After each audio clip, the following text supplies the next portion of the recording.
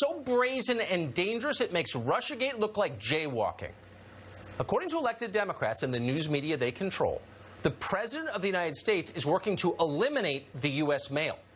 Now, Trump isn't closing the post office. That would require an amendment to the Constitution.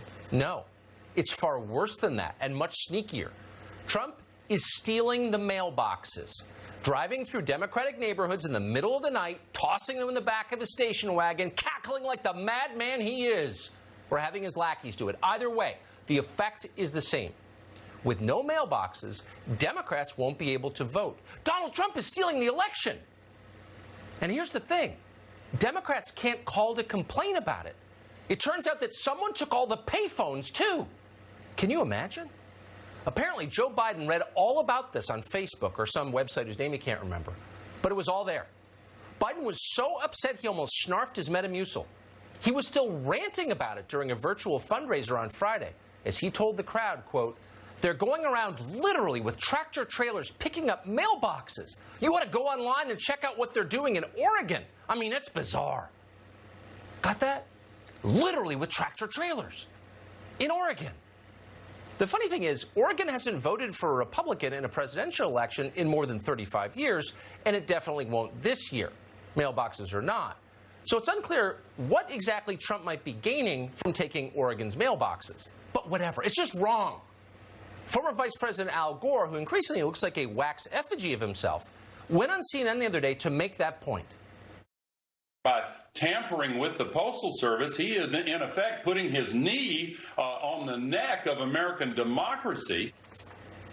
Stealing mailboxes, says Al Gore, is nothing less than Trump putting his knee on the neck of democracy. The blood is draining from America's face. We are fast losing consciousness. As you can imagine, this caught the media's attention. Without pausing to see if it was true, they rushed to their cameras to repeat it.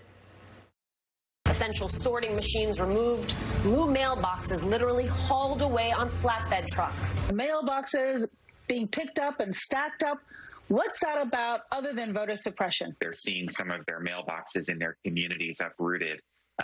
That's a problem. People are worried about the post office. You're seeing, the mailboxes being taken away. Can we vote? What's going on? The removal of mailboxes, the removal of equipment within the postal offices and the rest is to undermine the Postal Service at a time when the Postal Service is needed now more than ever.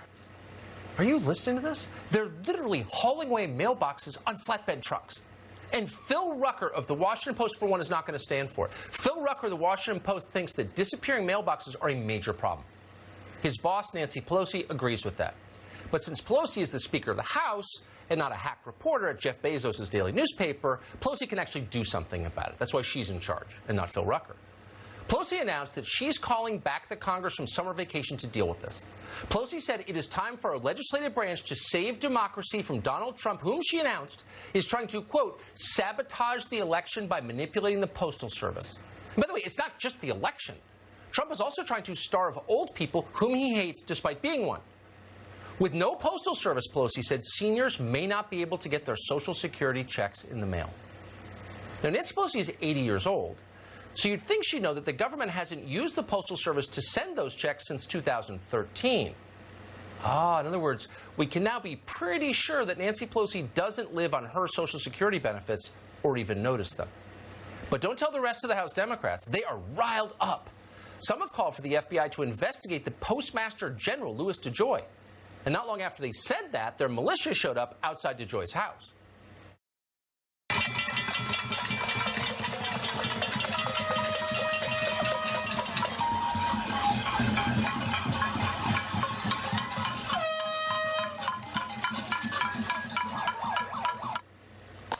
This is a big story. So the question is, who is stealing all those mailboxes? And it's actually an interesting tale if you get into the details of it. Consider a recent tweet from New Jersey Congresswoman Mikie Sherrill, who might not be the smartest member of Congress. Sherrill posted a photograph yesterday of a truck filled with mailboxes. The Postal Service, she wrote, is being, quote, systematically dismantled here in New Jersey and around the country. Then a few hours later, Mikie Sherrill wrote this, quote, at least one post office box has been replaced. We'll continue to provide more information as we have it. Hear that? More information as we have it. Mikie Sherrill is like her own 24-hour news service. And just like CNN, Cheryl didn't bother to check her facts before going on air. By contrast, former National Security Advisor Susan Rice did do some reporting on the subject, and we laud her for that. Rice checked actress Mia Farrow, and actress Mia Farrow claimed that mailboxes were being removed to disenfranchise Democratic voters, so Susan Rice tweeted that. Susan Rice's tweet was shared by more than 30,000 people. A lot of Americans saw it. Now, it was totally false, but it's still up. Rice is not a Republican, so Twitter is fine with that. No violation of their terms.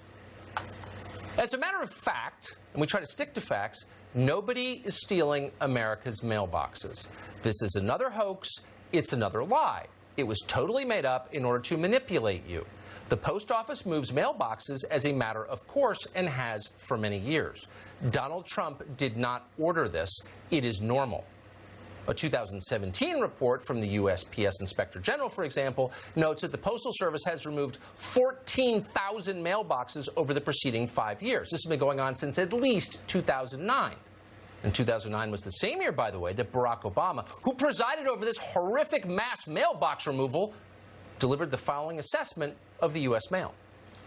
People say, well, how can a private company compete against the government? If you think about it, UPS and FedEx are doing just fine, right? No, they are. I mean, it's the post office that's always having problems. Wait, what? Did you hear that? Talk about an unexpected twist. Ladies and gentlemen, the great mailbox conspiracy of 2020 turns out to be bigger and more complex than we realized. Barack Obama is in on it, too. Don't tell Susan Rice. So what is this really about in real life? Well, last week, the president refused to hand over $3.5 billion to the Postal Service in recent stimulus negotiations. That was money that would go toward mail-in voting. This is what they're mad about. That was a blow to one of Nancy Pelosi's top priorities. Democrats favor mail-in voting. Democrats favor any form of voting that does not entail actual voters going to actual polling places. They refer to this as, quote, ballot access, like it's a civil rights issue. It is not a civil rights issue. Votes cast by mail are easier to tamper with. The identities of the voters who cast them are harder to verify. Mail-in voting makes voter fraud easier. That's why we haven't had a lot of it throughout American history, and that's why Democrats are for it. And we have seen fraud. There's no mail-in voter fraud. That's a lie. Just in the past few months, for example, a postal worker in West Virginia pleaded guilty to altering mail-in ballots. 4 men in New Jersey stand accused of fraud after the USPS found hundreds of ballots in a single mailbox in a local city council election. In Clark County, Nevada, more than 200,000 mail-in votes from the recent primary election have been declared undeliverable. Those are local and statewide elections. Imagine this on a national scale during a presidential election. Imagine it magnified across 50 states. What would be the effect of that? Well, there would be no way to assure the integrity of the presidential election. Oh, right. That's precisely the point. In July, the Boston Globe described how a group of Biden operatives, including John Podesta, had a secret war game in which they gamed out the presidential election this fall. Here's how the Boston Globe described one scenario in which Podesta took Biden's role. Quote, Mr. Podesta, playing Mr. Biden, shocked the organizers by saying he felt his party wouldn't let him concede, alleging voter suppression